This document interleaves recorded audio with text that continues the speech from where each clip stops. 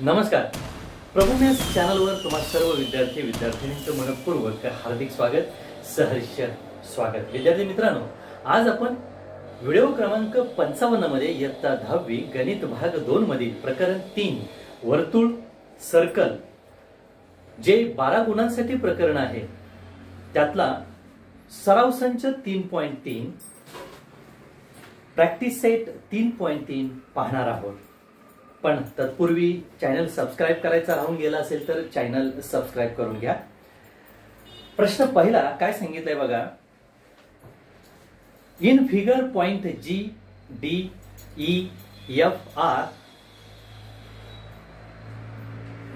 concentric points of a circle with center C.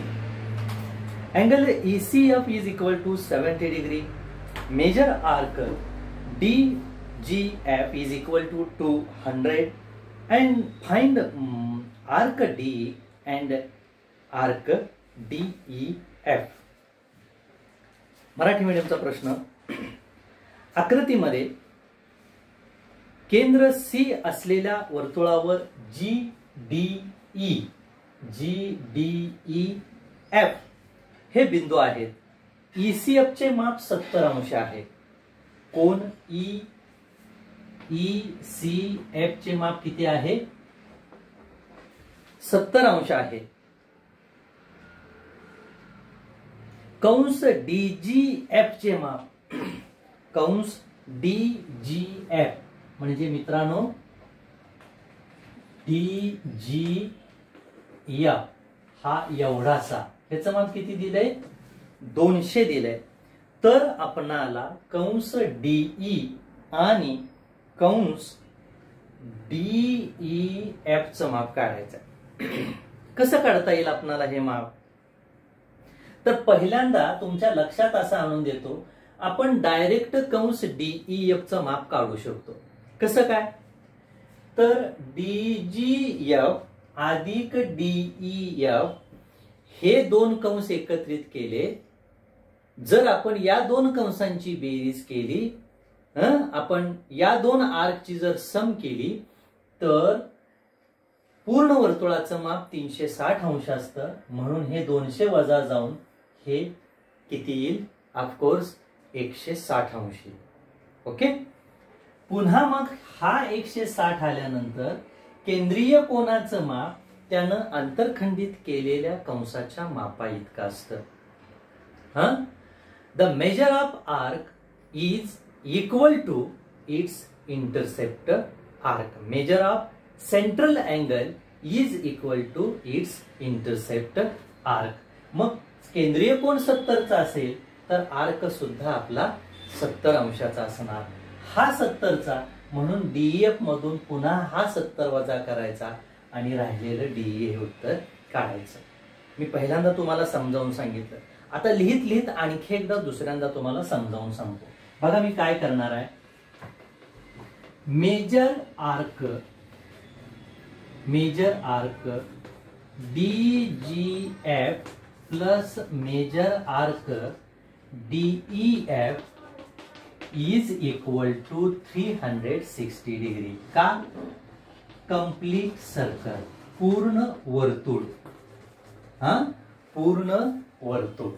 आता आपल्याला DGF चं माप आपल्याकडे दिलंय. मग DGF चं माप किती आहे? 200 आहे. अधिक major arc DEF is equal to 360. Hence major of arc DEF is equal to 160 degree. काय केलं?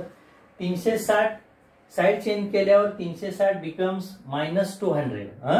200 बिकम्स -200. 360 -200 is equal to 160. म्हणजे DEF आपला कितीचा आला? 160. त्याने आपल्याला मेजर ऑफ आर्क DEF विचारलेलंच आहे.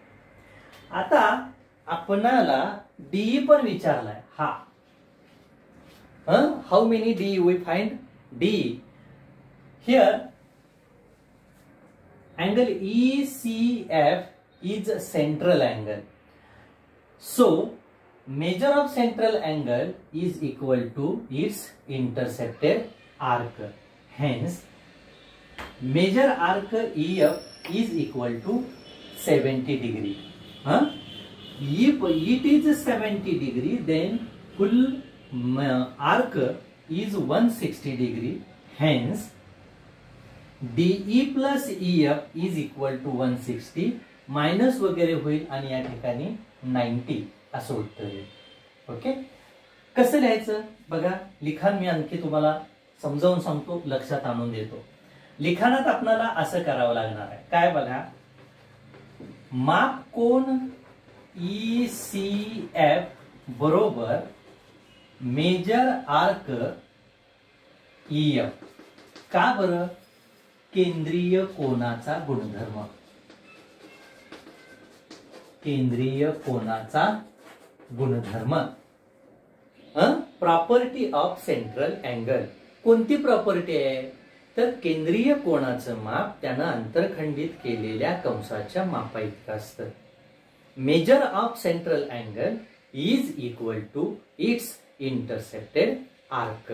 मग या गुणधर्मानुसार याचं जेवढं माप आहे तेवढं ह्या आर्कचं असणार आणि आर्कचं जेवढं आहे तेवढं या कोनाचं असणार. म्हणून आपण या ठिकाणी म्हणूया but measure arc ECF is equal to 70 degree. का?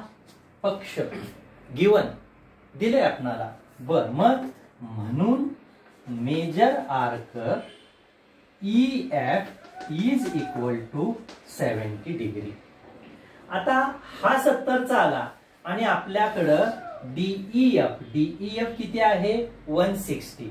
म्हणून आपण काय करूया बघा, इथंच लिहितो मी. बघा, मेजर आर्क, बघा लक्षात आले का हे 70 कसं आलं? Measure arc DEF is equal to major arc DE plus major arc EF. Value ठेवूया आपल्या. आपण ज्या व्हॅल्यू दिलेल्या आहेत. आता बघा, मेजर आर्क DEF ची व्हॅल्यू काय आहे? मेजर ऑफ DEF ची व्हॅल्यू काढली आपण, इथे 160. मग इथं म्हणा 160 is equal to measure of arc DE. Measure arc DE plus DE ची किंमत पण आपण शोधली, EF ची पण किंमत आपण शोधली. बघा, मेजर आर्क ची व्हॅल्यू किती आहे? 70 आहे. म्हणून इथं 70 लिहा. Hence 160 minus 70 is equal to major arc DE. Hence measure arc DE is equal to 160 मधून 70 गेले तर किती राहतील बघा? 90 अंश. याचा स्क्रीनशॉट काढा आणि हे उत्तर तुम्ही तुमच्या नोटबुक मध्ये लिहा. माझ्या माहितीप्रमाणे तुम्हाला समजलं असेल. प्रत्येक प्रश्न मी तुम्हाला पहिल्यांदा समजून देतो आणि परत कसा लिहायचा हेही आपण बघूया. आता दुसरा प्रश्न जो आहे तो स्टार केलेला प्रश्न आहे. आपण काय करूया, तो प्रश्न नंतर घेऊ किंवा जाऊया, सरळ आपण जाऊया. क्वेश्चन नंबर 2 बघा. क्वेश्चन नंबर 2 काय आहे? क्वेश्चन 1 झाला. आपला व्हिडिओ नंबर 55 आहे. विद्यार्थी मित्रांनो, तुम्ही हे माझे व्हिडिओ पाहता आहात, तुमचं आभार. पण पूर्णपणे व्हिडिओ पहा, मनोरंजनात्मक म्हणून पाहू नका. आणि या व्हिडिओ मधून दिलेली जी गणित आहे ती तुमच्या वहीमध्ये तुम्ही लिहून काढा. 100% तुमचं काय होणार आहे, अख्खं पुस्तक तुमच्या वहीमध्ये प्रश्नांची उत्तरासह तयार होणार आहे. तेव्हा प्रत्येक गणित काळजीपूर्वक बघा. बघा, दुसरा प्रश्न स्टार केलेला प्रश्न आहे. आकृतीमध्ये त्रिकोण QRS समभुज त्रिकोण आहे, तर दाखवा. काय? कंस RS एकरूप कंस QS एकरूप कंस QR. एकरूप कंस कोणाला म्हणायचं? तर ज्या कंसांची माप समान असतील त्या कंसांना आपण एकरूप कंस म्हणायचं. Measure all arc is equal to each other, then these arcs we will say congruent arc. Okay. दुसरी सिद्धता काय आहे तर QRS चं माप आपणाला 240 अंश दाखवायचं आहे. सेमीचा प्रश्न काय आहे बघा. Triangle QRS is equilateral triangle. Then prove that arc RS, where is RS? It is arc QS and arc QR आपणाला कन्ग्रुएंट दाखवायचे. मग आता हे कन्ग्रुएंट कसं दाखवायचं? एक पहिली व्याख्या सांगितली माप समान. दुसरी व्याख्या काय आहे? एकरूप जीवेच्या संबंधित लघुकंस एकरूप असतात. एकरूप जीवेच्या संबंधित लघुकंस एकरूप असतात. या ठिकाणी आपण या गुणधर्माचा वापर करून आपण पुढे जाणार आहोत. कोणता गुणधर्म? when two arc of the same chord of the same of or congruent circle are equal if the related arc are congruent. म्हणजे एकरूप जीवेच्या संबंधित लघुकंस एकरूप असतात. Arc corresponding to congruent chords. मग इथं काय होणार आहे? इथं हा समभुज त्रिकोण आहे, इक्विलॅटरल आहे. मग इक्विलॅटरल असल्यामुळं त्रिकोणाच्या तिन्ही बाजू कशा असणार आहेत? समान असणार आहेत, कारण इक्विलॅटरल आहे. ज्या अर्थी त्रिकोणाच्या तिन्ही बाजू समान आहेत त्या अर्थी हे तीन कंस एकरूपच असणार आहेत. का? The arc corresponding to congruent chord. का? तर एकरूप जीवेच्या संबंधित लघुकंस एकरूप असतात. मग आता हे कसं लिहायचं? पहिली सिद्धता आपण संपूया. क्वेश्चन नंबर 2 काय बघा. Triangle QRS is equilateral triangle. Hence, seg QR is equal to seg RS is equal to seg QS. Sides of equilateral triangle. स्पष्ट घ्या बरं का मित्रांनो, मराठी मीडियम. QRS हा समभुज त्रिकोण आहे, म्हणून बाजू QR बरोबर बाजू RS बरोबर बाजू QS. का बरं?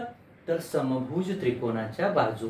म्हणजेच दॅट इज ज्या जरी त्या बाजू असल्या तर वर्तुळाच्या बाबतीत त्या जीवा आहेत. म्हणून मी काय म्हणतो बघा, chord QR is equal to chord RS is equal to chord QS. सेमीनं काय लिहायचं? म्हणजेच that is chord QR is equal to chord RS is equal to chord QS. Hence direct लिहून टाका. काय लिहून टाका तुम्ही? तर तुम्ही डायरेक्ट लिहू शकता. Hence arc QR is equal to arc RS is equal to arc QS. आपणाला हेच तीन कंस सिद्ध करायला सांगितले, QR, RS आणि QS. मग याला आधार काय द्यायचा? तर आधार असा देऊया आपण, arcs corresponding to congruent chord. काय आधार दिला? एकरूप जीवेच्या संबंधित लघुकंस एकरूपच असतात. या जरी त्रिकोणाच्या बाजू असल्या तरी त्या वर्तुळाच्या त्रिज्या आहेत. मित्रांनो, अशा प्रश्नाला नाती पण जवळ आणायची. तुमचा जो मामा आहे तो कुणाचा तरी वडील आणि कुणाचा तरी काका असतो. व्यक्ती तीच आहे, नाती अनेक असतात. तसं त्रिकोणाची बाजू जरी असली तर ही त्रिकोणाची बाजू वर्तुळाच्या दृष्टीने जीवा आहे. वर्तुळाच्या दृष्टीने काय आहे? जीवा आहे. म्हणून जीवेचा वापर करून जीवेच्या संबंधित लघुकंस हे कसे असतात पिंके? एकरूप असतात. जीवेच्या संबंधित लघुकंस हे कसे असतात? एकरूप असतात. ओके. मग त्या गुणधर्माचा वापर करून आपण पहिली सिद्धता सोडवली. आता दुसरी सिद्धता आपल्याला सोडवायच्या, सांगायच्या, दाखवायच्या. Measure arc Q R S म्हणजे हे यांचं माप किती दाखवायचं आहे? 240. किती दाखवायचं आहे? 240. मग आता 240 अंश माप दाखवत असताना हे लक्षात घ्या मित्रांनो, पहिलं वाक्य पुन्हा मी जसंच तसं लिहिणार आहे. Angle QRS is equilateral triangle. समभुज त्रिकोण आहे. समभुज त्रिकोणाचा प्रत्येक कोन 60 अंशाचा असतो. यासाठी मी 3.4 मधली प्रमेय वापरणार आहे, इन्स्क्राइब्ड अँगल थेरम. जरी हे 3.3 असलं तर प्रश्न आपण त्या पद्धतीही सोडवू शकतो. असं काय तुम्हाला बोर्डाच्या परीक्षेला किंवा तुमच्या 6माही किंवा युनिट टेस्टला सांगितलेलं नसतं. फर्स्ट सेमला किंवा बोर्ड पेपरला असं सांगितलं नसतं बाय गो 3.3 असं काय सांगितलेलं नाही. कुठल्याही पद्धतीत तुम्ही सोडवू शकता. मग मी या पद्धतीत चाललोय. बघा, इन्स्क्राइब्ड अँगल थेरम. प्रत्येक कोन 60 अंशाचा. काय प्रमेय सांगते? आंतरलिखित कोनाचं माप आंतरखंडित कंसाच्या मापाच्या निम्म असतं. Measure of inscribed angle is 1/2 to its intercepted arc. मग हा 60चा दिलाय म्हणजे आर्क हा कितीचा असणार आहे बाळांनो? 120चा. आणि याच पद्धतीनं ह्या 60च्या पुढचा हा कितीचा असणार आहे? 120चा. आणि परत मी प्रश्न क्रमांक 1 नुसार काय करणार? पुन्हा त्या दोन आर्कची सम करणार, बेरीज करणार. आणि बेरीज केली की तुमचं 120 अधिक 120 किती येईल? 240. ओके. स्क्रीनशॉट काढला असेल. याच प्रश्न दुसऱ्यातली मी दुसरी पायरी, दुसरं गणित तयार करतो या ठिकाणी. बघा मी काय लिहिलं बघा.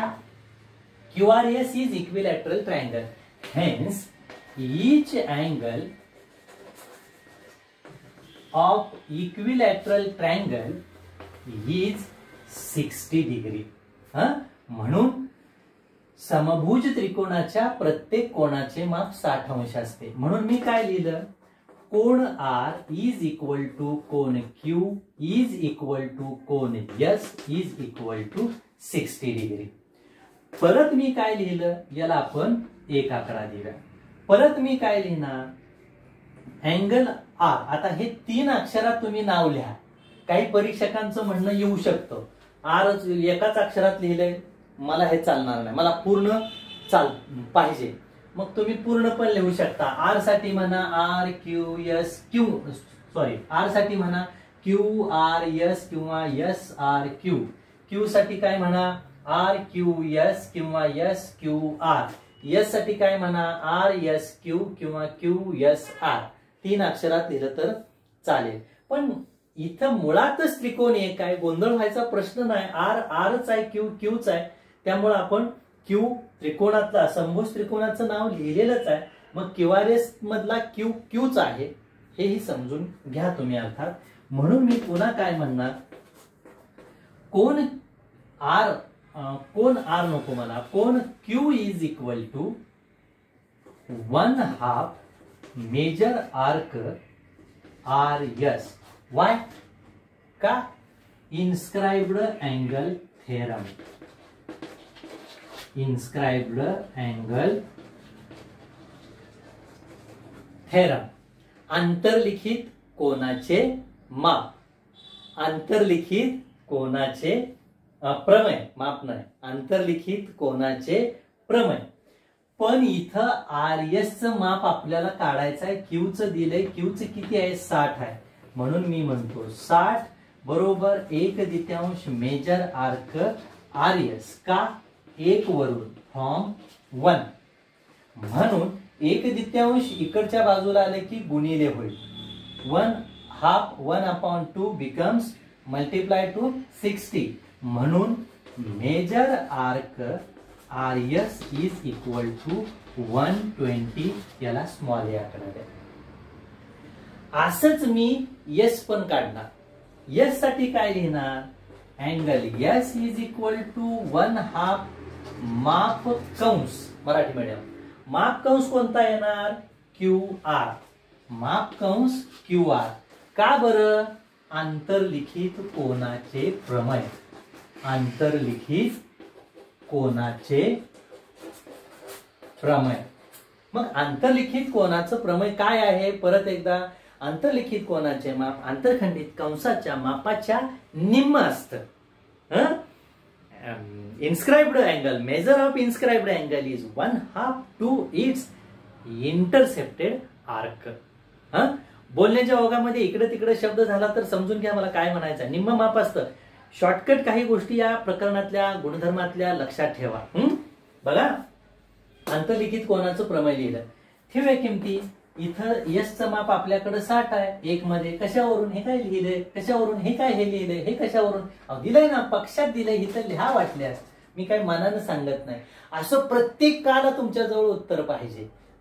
60 बरोबर 1/2 मेजर कंस QR 1/2 इकडे आल्यावर काय होईल गुणिले होईल मेजर कंस माप कंस QR बरोबर 60 गुणिले 1/2 केलं ते गुणिले 2 होईल म्हणजे 120 अंश होईल. आता आपल्याला QRS पाहिजे. मग QRS चं माप काढताना हे दोन कंस एकत्रित आहेत म्हणून मी काय म्हणतो म्हणून माप कंस QRS इज इक्वल टू बघा माप कंस RS आधी माप कंस QR किमती ठेवा 60 अधिक 60 कसं काय हो फॉर्म A व B वरून 60 माफ करा किमती चुकल्या 120 अधिक 120 येणार आहे माप 120 आणि 120 किती येईल अर्थात 240 किती येईल 240 म्हणजे QRS चं माप किती आलं मित्रांनो 240. खालच्या ओळीला तुम्ही म्हणू शकता धिस प्रूव्ह हे सिद्ध. ओके ठीक आहे मित्रांनो याचा स्क्रीनशॉट काढा आणि हा प्रश्न घरी सोडवा. भूमितीची तयारी करत असताना मित्रांनो माझं म्हणणं असं आहे ज्याला बोलायला येतंय ज्याला सांगायला येतंय त्याला 100% प्रश्न सुटणार आहे. म्हणून जी शार्प मुलं आहेत हुशार मुलं आहेत त्यांना मी नेहमी काय करतो अवघड गणित देतो. शीत शिजलंय का बघायचं. जर अवघड सुटत असेल तर सोपी सुटतात पण ही वेंधळी मुलं कधी कधी सोपी गणित चुकत असतात असंही होतं. मग मला काय म्हणायचंय तुम्ही ह्या भूमितीची तयारी करताना काय करायचं पुस्तकातला प्रश्न वाचला रे वाचला की त्या आकृतीवरून तुम्हाला सिद्धता सांगता आली पाहिजे. आकृतीवरून सिद्धता सांगता आली पाहिजे. या आकृतीत काय करायचं उदाहरणार्थ हे जेवढं मी लिहिलं का नाही तेवढं ह्याच्यावरून सांगता आलं पाहिजे बाबा हा समभुज त्रिकोण आहे असं करायचं आहे तसं करायचं आहे हे प्रमेय वापरायचं आहे जीवा एकरूप दाखवायचे आहेत असं करणार मी तसं करणार हे ज्याला सांगायला येतंय त्याला लिहायला येतंय.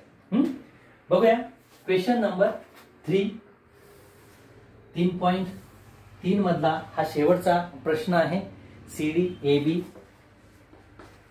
CD अँड AB काय सांगितलंय बघा chord AB congruent chord CD AB and CD are equal then prove that arc AC congruent arc BD AC ला BD आपणाला एकरूप दाखवायचा आहे. मराठी मीडियमचा प्रश्न काय आहे बघा मराठी मीडियमचा प्रश्न जीवा AB एकरूप जीवा CD तर सिद्ध करा कंस AC एकरूप कंस BD. मित्रांनो पहिल्याच प्रश्नामध्ये आपलं झालंय एकरूप जीवेच्या संबंधित लघु कंस एकरूप असतात किंवा एकरूप लघुकंसाच्या संबंधित जीवा एकरूप असतात.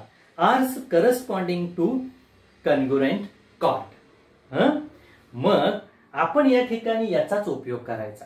इथं काय सांगितलंय आपणाला, तर कॉर्ड ए बी, मी काय करणार आहे अगोदर सांगतो. Chord A B congruent chord C D. ज्यार्थी ए बी आणि सी डी एकरूप आहेत त्यार्थी मी काय करणार आहे, हे जे कंस आहेत ए सी बी कन्ग्रुएंट कंस सी बी डी हे एकरूप दाखवणार. काय एकरूप दाखवणार आहे, arc corresponding to chord, corresponding to congruent chord. हे आर्क एकरूप जीवेच्या संबंधित कंस आहे. हे कंस एकरूप दाखवल्यानंतर या कंसांची बेरीज लिहिणार.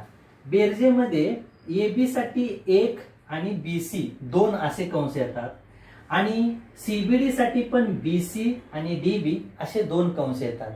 बेरीज दाखवल्यावर तुमच्या लक्षात येईल मापकंस बीसी मापकंस बीसी दोन्ही बाजूला आलेला आहे, तो कॅन्सल होईल कारण तो समीकरणांचा गुणधर्मच आहे.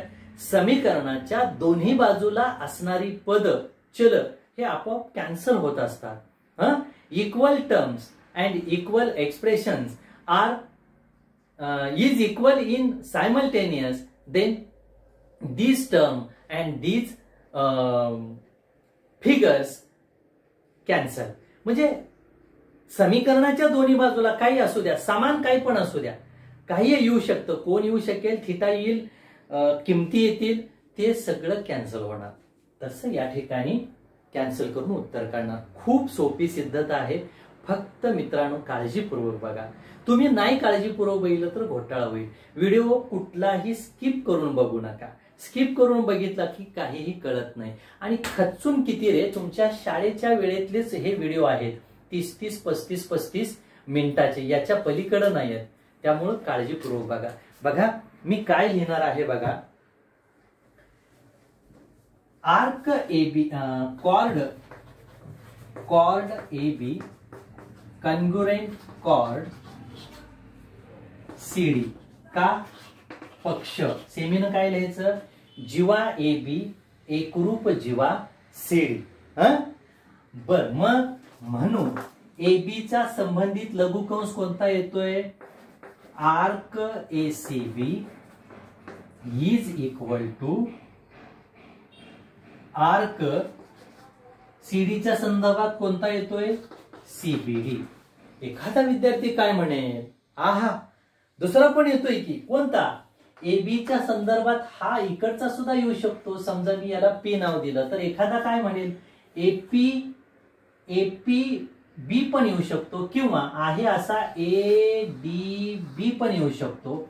आणि सीडीच्या संदर्भात सी ए पी डी पण येऊ शकतो. त्यावेळेला सुद्धा गणित सुटतंय मित्रांनो. हा कंस तुमचा दोन्हीत येणार आहे, तो कट होणार आहे. कुठल्याही पद्धतीनं चला, पण या मार्गाने गेलं तर थोडं अवघड वाटते हो. तुम्हालाच बघा ना, तुम्हाला तुमच्या बाबांनी दुकानातून जाऊन काहीतरी आण म्हणून सांगितलं तर तुम्ही विचारत नाही सायकल नेऊ का गाडी नेऊ. 100% तुम्ही गाडी घेऊन जाता. गाडी सोयीची आहे ना, कन्व्हिनियंट आहे ना. आपल्याला जे सोयीचं वाटते, कन्व्हिनियंट वाटते तेच करायचं आपण. आपल्याला हा भाग सोपा जातोय, आपण इकडचा लिहिला. ओके ठीक आहे. मग ह्याला आधार आपण काय देणार आहे, तर इथं म्हणू शकतो आपण arc corresponding to the congruent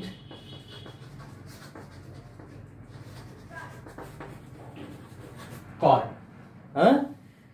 arcs corresponding to congruent chord. एकरूप जीवेच्या संबंधित लघुकंस. एकरूप जीवेच्या संबंधित लघुकंस असा आधार द्यायचा.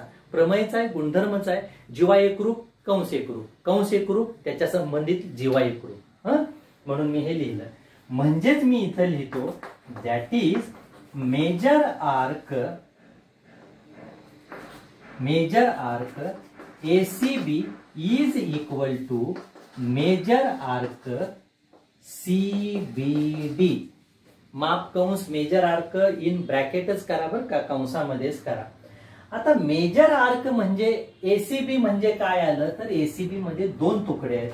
म्हणून मी काय म्हणतो, म्हणून major arc AC plus major arc CB म्हणजेच बीसी इज इक्वल टू.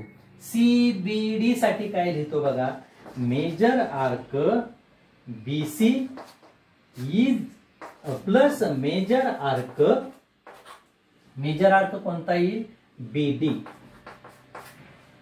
काय काय केलं बघा, जीवा एकरूप आहेत, जीवा एकरूप म्हणून कंस एकरूप का, arc corresponding to the congruent chord. ज्या अर्थी कन्ग्रुएंट आहे त्या अर्थी मी माप समान दाखवली, या मापाचे कंस समान आहेत असं दाखवलं. हा कंस म्हणजे 2 तुकडे, हा कंस म्हणजे 2 तुकडे. आता जर काळजीपूर्वक बघितलं तर दोन्ही बाजूला major arc BC major arc BC आहे, major arc BC major arc BC cancel होतंय आणि काय राहतंय, major arc AC is equal to major arc BD that is major arc BD that is arc AC congruent arc BD this true. म्हणजेच कंस AC एकरूप कंस BD हे सिद्ध. मला वाटतं या 55व्या व्हिडिओमध्ये आपण प्रॅक्टिस सेट 10.3 घेतलेला आहे. तुम्हाला सर्वच्या सर्व गणित समजत असतील असं मला वाटतंय आणि खरंच समजत असतील तर हा चॅनल मित्रांनो सबस्क्राईब करा. चॅनल सबस्क्राईब केल्यामुळे तुम्हाला व्हिडिओची लिंक पाठवायची घ्यायची गरज नाही, आपोआप तुम्हाला तुमच्या त्या सबस्क्राईब चॅनल केल्यामुळे तुम्हाला नोटिफिकेशन येईल किंवा प्रभू मॅथ्स या माझ्या फोटोवर जर तुम्ही क्लिक केलं तर तुम्हाला सर्व इयत्तेचे सर्व व्हिडिओ प्लेलिस्ट मध्ये तुम्हाला मिळून जातील. मित्रांनो, म्हणून माझी विनंती आहे की हा चॅनल सबस्क्राईब करा आणि सर्व व्हिडिओ स्किप न करता अतिशय काळजीपूर्वक सलगतेनं बघा. ओके, धन्यवाद. Thank you very much.